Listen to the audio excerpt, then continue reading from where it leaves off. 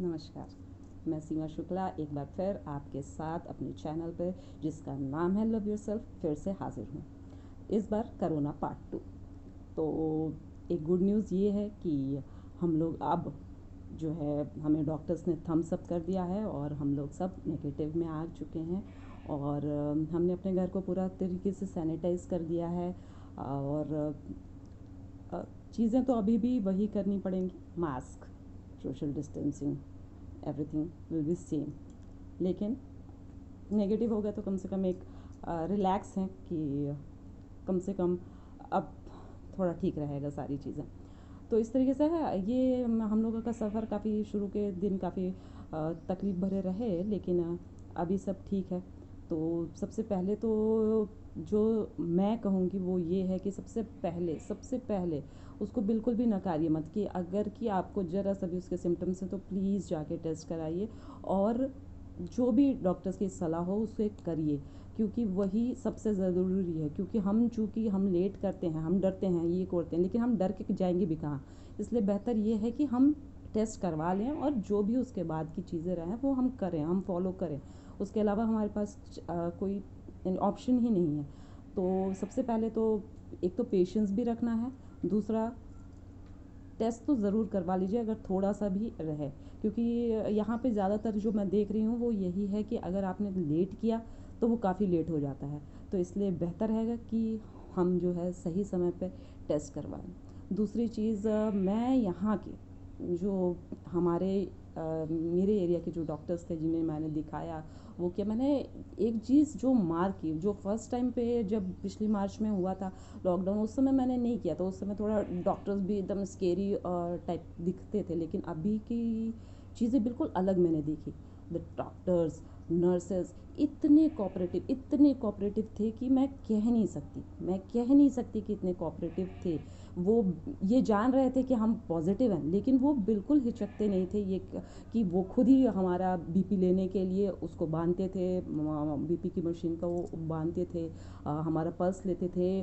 और इतने अच्छे से ना, मतलब आपकी आधी जान उस समय बच जाती है जब डॉक्टर आपसे बहुत अच्छे से बात करते हैं।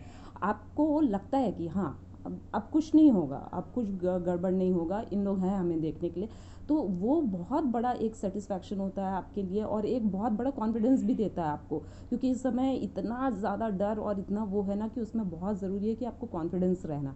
तो जो इस बार मैंने जो देखा कि वो डॉक्टर्स, नर्सेस इतना अच्छे से कोऑपरेट किया, इतना अच्छे तरीके से आपको बातें समझाई, इतना पेशेंसली उन्होंने आपको देखा ना कि आधे तो आप उसी समय ठीक हो जाते हैं जब डॉक्टर्स आपको अच्छे से देख लेते हैं और वो ये भी समझ रहे हैं कि सामने वाला पैनिक हो रहा है। जैसे हम लोग के केस में हुआ कि हस्बैंड को मेरे थोड़ा सा उनका ऑक्सीजन लेवल ऊपर नीचे फ्लक्चुएट कर रहा था। तो फिर जब हम हॉस्पिटल गए तो वो समझ चुके थे। वो दसों पेशेंट, हज़ारों पेशेंट को, मैं कहूँ दसों को क्या, हज़ारों पेशेंट को रोज़ देख रहे हैं। वो समझ रहे हैं कि आधे लोग तो पैनिक वाले ही हो जाते हैं ना, क्योंकि इस स्थिति में।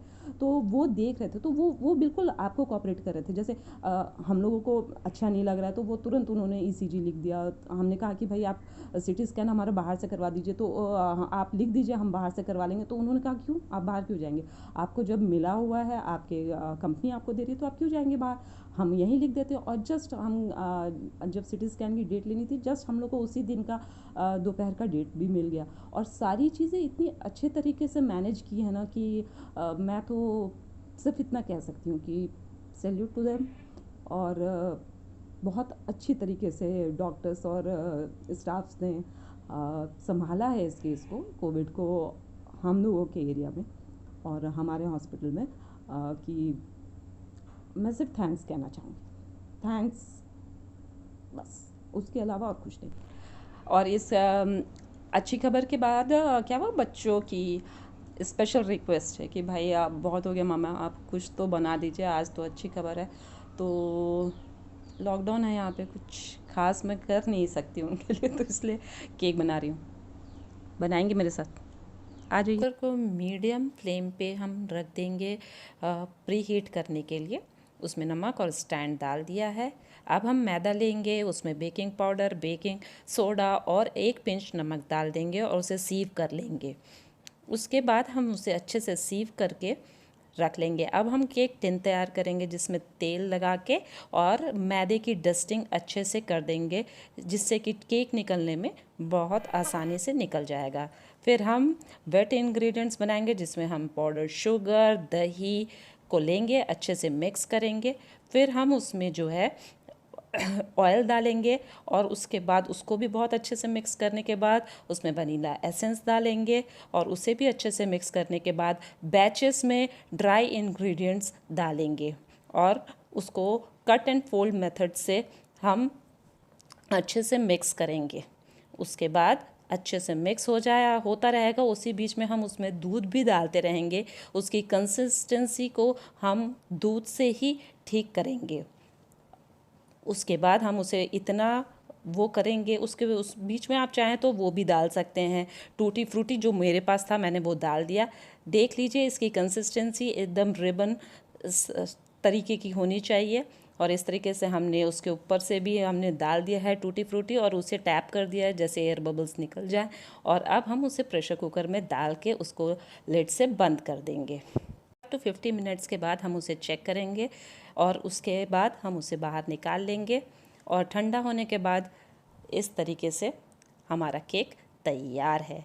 अब इसे हम काटेंगे और देखेंगे कि ये कितना सॉफ्ट बना है। ये लीजिए कट गया हमारा केक और ये देखिए कितना। Thank you for your well wishes. आपकी ये दुआओं की वजह से आज हम लोग सब नेगेटिव हुए हैं और अच्छे से हैं, हेल्दी हैं। और आप लोगों ने इस समय हमारे को जो कॉन्फिडेंस दिया है वो बहुत ज़रूरी था।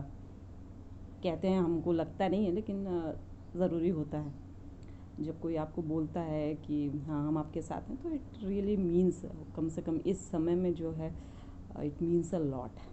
सो इसी के साथ ये कोरोना की जंग की दूसरा पार्ट ख़त्म होता है और मैं अपने नेक्स्ट वीडियो के साथ आप लोगों से फिर मिलूँगी। तब तक के लिए नमस्कार।